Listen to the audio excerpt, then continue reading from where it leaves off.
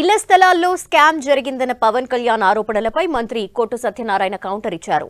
పవన్ ఆధారాలు చూపించాలని డిమాండ్ చేశారు. సిఐడి ఈడీతో విచారించాలన్న పవన్ ఇంటర్పోల్ మర్చిపోయారంటూ ఎద్దేవా చేశారు. 35,000 కోట్లంటే జేబులో పెట్టుకుని వెళ్లిపోతారనుకున్నారా అంటూ ప్రశ్నల వర్షం కురిపించారు. చంద్రబాబు హయాంలో స్కిల్ స్కామ్, అమరావతి భూముల స్కామ్ జరిగిందని, ఇందులో పవన్ కళ్యాణ్ కు వాటా ఉందని ఆరోపించారు కొట్టు సత్యనారాయణ. స్కామ్ జరిగిందని దాని మీద ఏదో విచారణ కోరుతున్నాడు. అతను ఇంకో విషయం ఏం తెలియదేమో.